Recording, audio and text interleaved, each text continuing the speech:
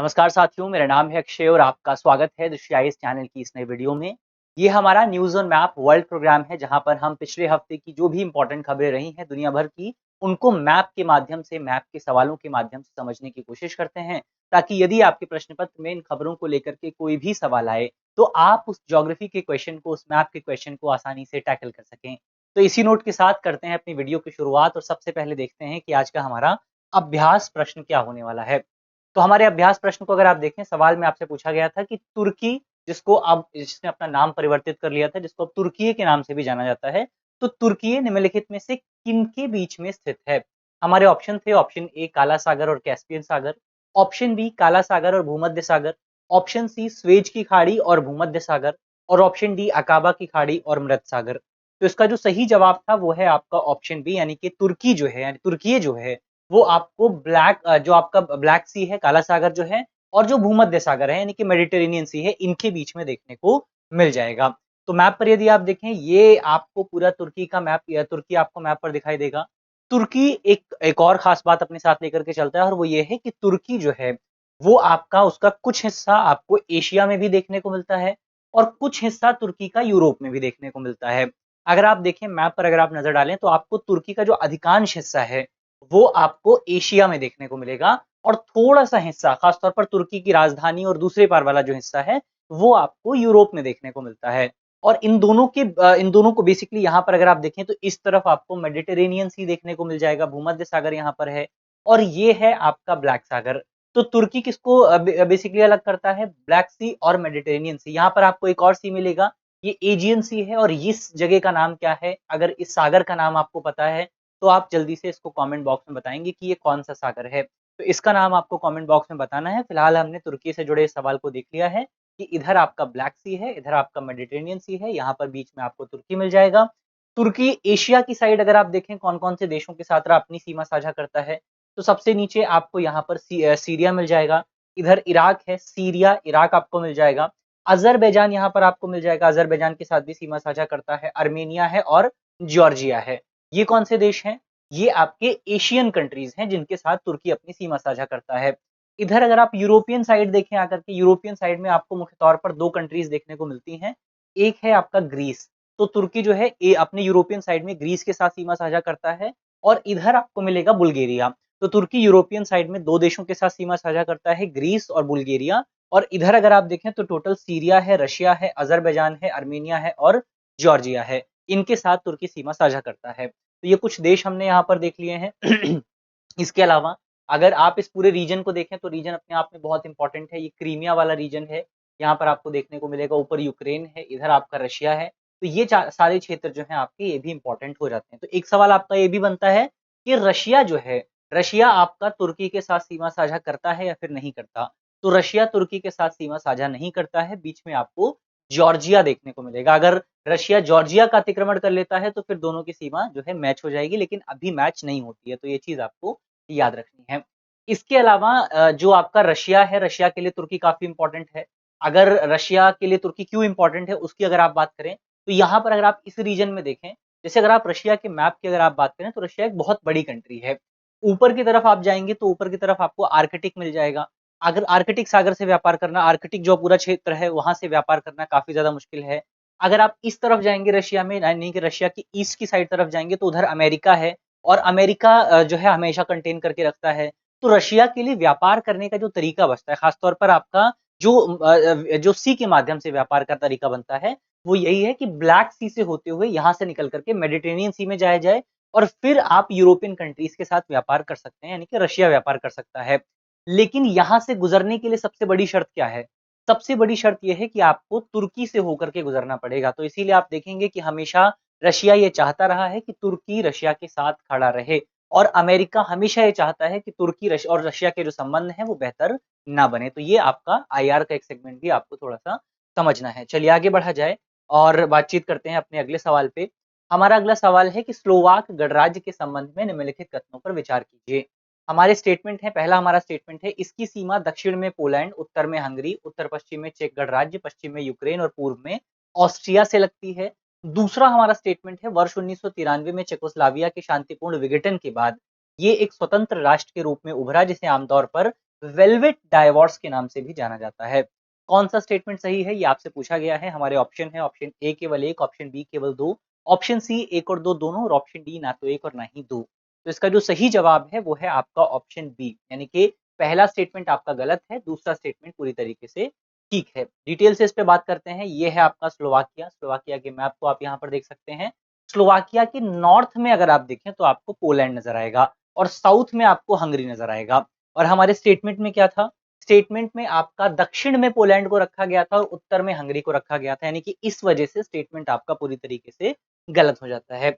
और कौन कौन सी कंट्रीज हैं? तो यहाँ पर आपका स्लोवाकिया है, ये आपका हंगरी है, इधर आपको ऑस्ट्रिया मिलेगा आपको, इधर आपका चेक रिपब्लिक है। तो इसलिए जो आपका स्टेटमेंट 1 है स्लोवाकिया से जुड़ा हुआ वो गलत है। स्टेटमेंट 2 की अगर आप बात करें तो 1989 में आपको वेलवेट रेजोल्यूशन देखने को मिला था, और वेलवेट रेजोल्यूशन के माध्यम से जो चेकोस्लाविया है, चेकोस्लाविया में साम्यवादी शासन को समाप्त किया गया, और वर्ष 1993 में चेक गणराज्य और जो आपका स्लोवाकिया है, इसमें एक शांतिपूर्ण विघटन देखने को मिला था, और इसी घटना को क्या कहा जाता है? वेलवेट डाइवोर्स कहा जाता है। तो आपको याद रखना है कौन कौन से दो देश हैं। एक है आपका स्लोवाकिया, एक है आपका चेक गणराज्य। इसको एक बार मैप पर भी देख लेते हैं।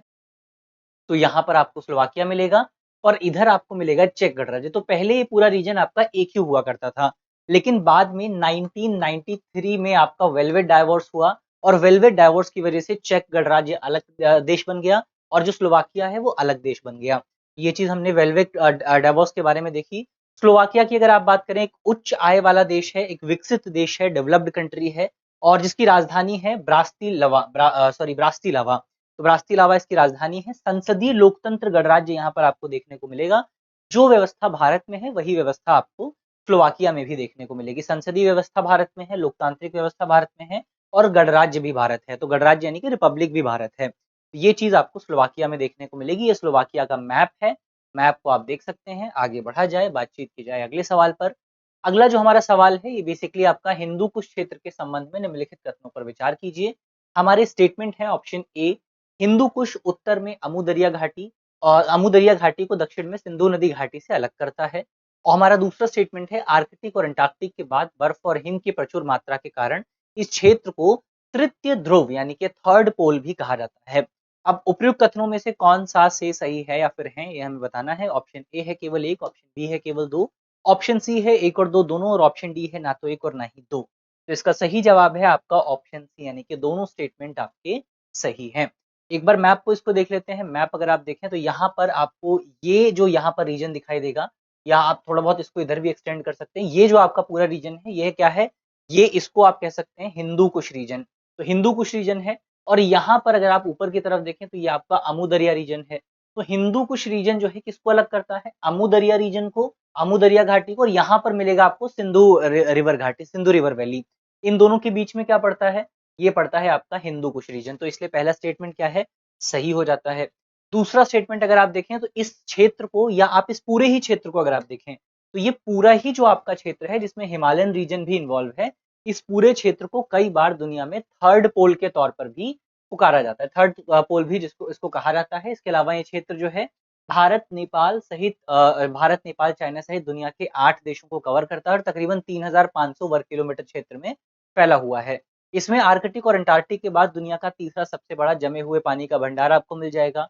इस क्षेत्र के ये जो क्षेत्र है यहाँ के पर्वतीय क्षेत्रों में तकरीबन 240 मिलियन लोग जो है रहते हैं, और इसके साथ साथ यहाँ से दुनिया की 10 से ज्यादा जो नदी प्रणालियां हैं वो भी आपको बहती हुई नजर आ जाएंगी। तो इसीलिए आपका ये जो पूरा रीजन है, चाहे आप बात करें हिंदू कुश रीजन की, चाहे आप बात करें हिमालयन रीजन की, चाहे आप बात करें अमू दरिया क्षेत्र की, तो ये पूरा क्षेत्र जो है वो आपका जो इकोलॉजिकल लिहाज है उसके लिहाज से काफी ज्यादा इंपॉर्टेंट हो जाता है।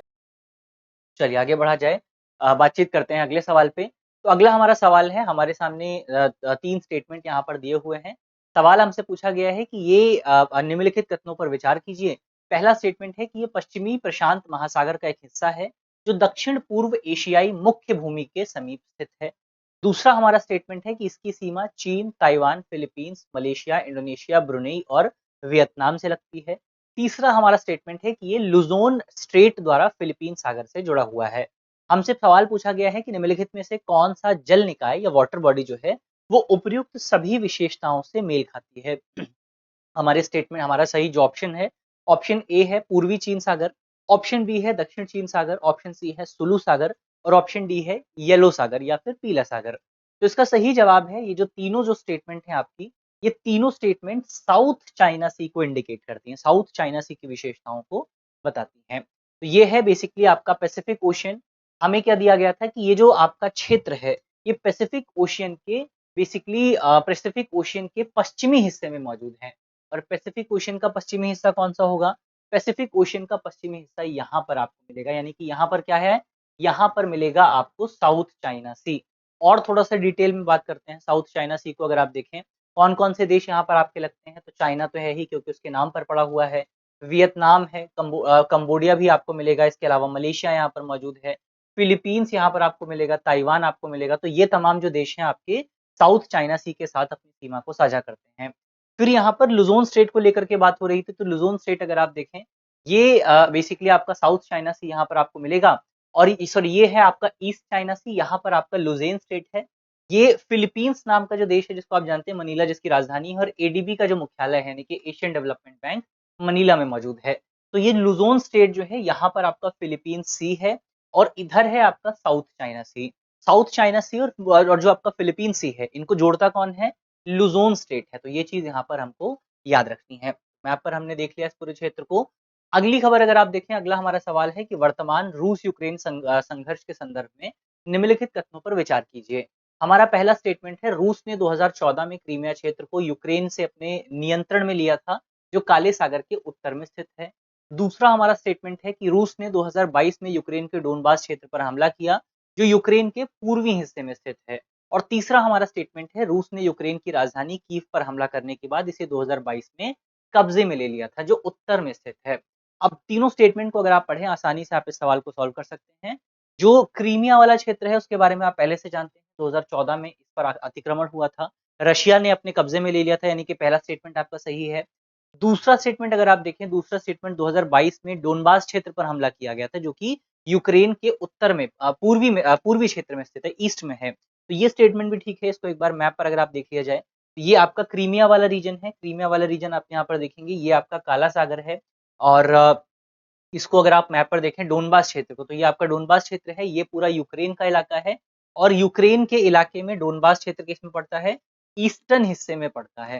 तो ये चीज आपको याद रखनी है, ईस्टर्न हिस्से में है डोनबास क्षेत्र।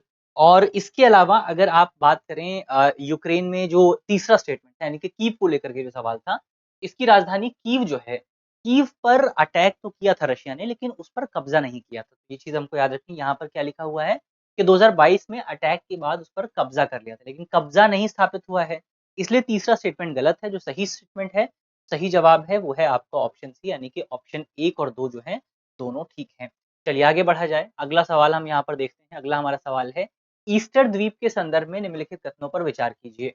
पहला हमारा स्टेटमेंट है कि यह द्वीप दक्षिणी प्रशांत महासागर में स्थित है। दूसरा हमारा स्टेटमेंट है कि यह पृथ्वी के पश्चिमी गोलार्ध में स्थित है। तो इसका सही जवाब अगर आप देखें, उपरोक्त कथनों में से कौन सा कथन सही है? हमारे ऑप्शन है, ऑप्शन ए केवल एक, ऑप्शन बी केवल दो, ऑप्शन सी एक और दो दोनों, और ऑप्शन डी ना तो एक और ना ही दो। तो इसका जो सही जवाब है वो है आपका ऑप्शन सी, यानी कि दोनों स्टेटमेंट अपने सही हैं। तो ईस्टर आइलैंड जो है ये बेसिकली आपको प्रशांत महासागर में मिलता है, और ईस्टर आइलैंड पृथ्वी के वेस्टर्न हेमिस्फेयर में है। इसको अभी हम मैप पर देखेंगे तो आप आसानी से समझ पाएंगे।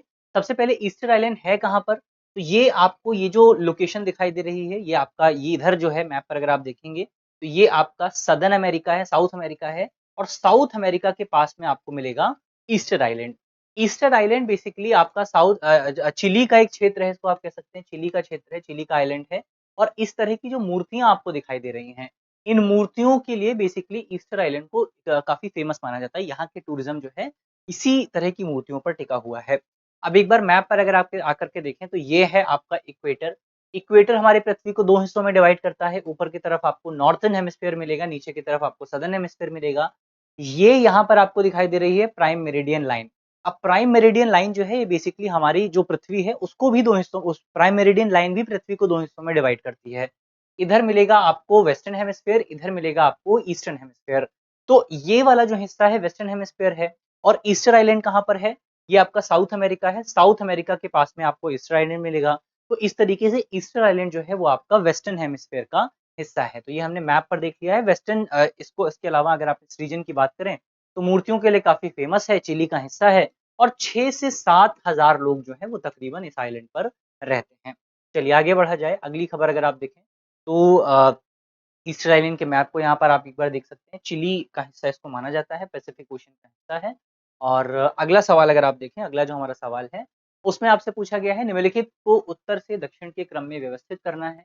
हमारे सामने 4 द्वीप जो हैं दिए हुए हैं। पहला द्वीप है सखालीन द्वीप, दूसरा है आपका होक्काइडो, तीसरा है होन्शु और चौथा है क्यूशु। तो इनको हमें बेसिकली उत्तर से दक्षिण के क्रम में लगाना है। सही कूट का चुनाव कीजिए। उसका स्टेटमेंट है जो ऑप्शन है हमारे सामने, ऑप्शन ए केवल 1 2 3 4, ऑप्शन बी 1 2 4 3, ऑप्शन सी 2 1 3 4 और ऑप्शन डी 2 3 4 1।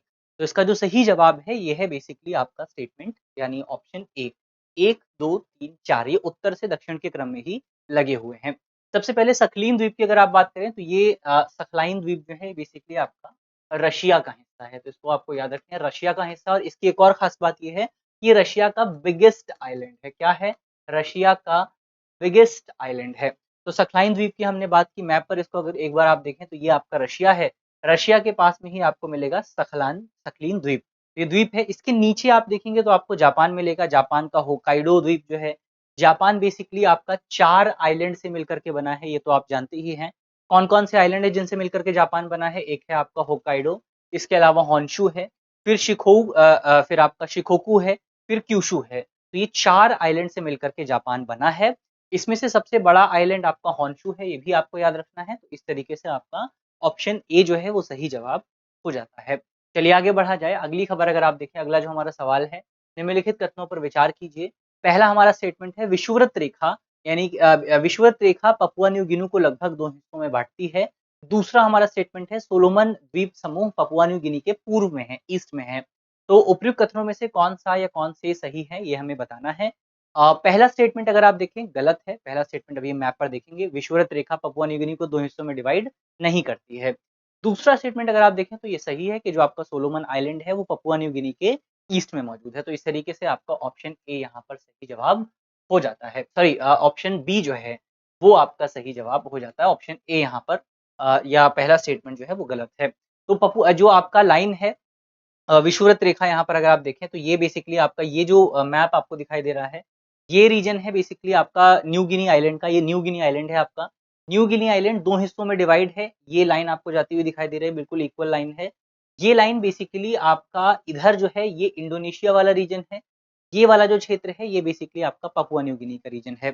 तो ये आपका 2 हिस्सों में डिवाइड है, लेकिन विषुववृत्त रेखा इसको डिवाइड नहीं करती है 2 हिस्सों में। तो ये हमने यहाँ पर देख लिया है। इसके अलावा अगर आप देखें यहाँ पर जो सोलोमन आइलैंड है, ये आपका सोलोमन आइलैंड है, ये है आपका पपुआ न्यू गिनी और ये है आपका पूरा न्यू गिनी आइलैंड। तो न्यू गिनी आइलैंड बेसिकली यहाँ पर मौजूद है। इसके अगर आप ईस्ट में देखेंगे तो ये सोलोमन आइलैंड आपको मिलेगा, यानी कि ऑप्शन बी जो है वो आपका सही जवाब हो जाता है। चलिए अब अंत में हमारा एक अभ्यास प्रश्न है, जिस प्रश्न का जवाब आपको कमेंट बॉक्स में देना है। सवाल है कि उपयुक्त युग्मों पर विचार कीजिए। एक तरफ आपको नदियां दी गई हैं, दूसरी तरफ आपको निकास स्थान दिया गया है। नदियों में सबसे पहले है आपका मैकेंजी रिवर जो कि आर्कटिक सागर जिसके सामने लिखा हुआ है, फिर है कोलोराडो रिवर कैलिफोर्निया की खाड़ी, हडसन रिवर मेक्सिको की खाड़ी, सेंट लॉरेंस आपका है अटलांटिक महासागर। उपयुक्त में से कौन सा से कथन सही है या फिर है, ये हमें बताना है। हमारे ऑप्शन है, ऑप्शन ए केवल 1 और 2, ऑप्शन बी केवल 1 2 और 4, ऑप्शन सी केवल 2 3 और 4, ऑप्शन डी केवल 2 और 4। तो इसका सही जवाब क्या होगा ये आपको जल्दी से कमेंट बॉक्स में बताना है। मुझे उम्मीद है कि इस वीडियो में हमने जितने भी इंपॉर्टेंट खबरों पे चर्चा की है वो आपको समझ में आए होंगे। और अगर आपको वीडियो अच्छी लगी है तो लाइक कीजिएगा, शेयर कीजिएगा अपने दोस्तों के साथ, अपने साथियों के साथ। और अगर आप चैनल पर नए हैं तो चैनल को सब्सक्राइब करना बिल्कुल मत भूलिएगा। मिलते हैं आपसे अगले वीडियो में, तब तक के लिए अपना ख्याल रखिए, ध्यान रखिए, पढ़ते रहिए। धन्यवाद। डियर व्यूअर्स, अपने एग्जाम की तैयारी को और बेहतर करने के लिए हमारे चैनल को लाइक, शेयर और सब्सक्राइब करना न भूलें।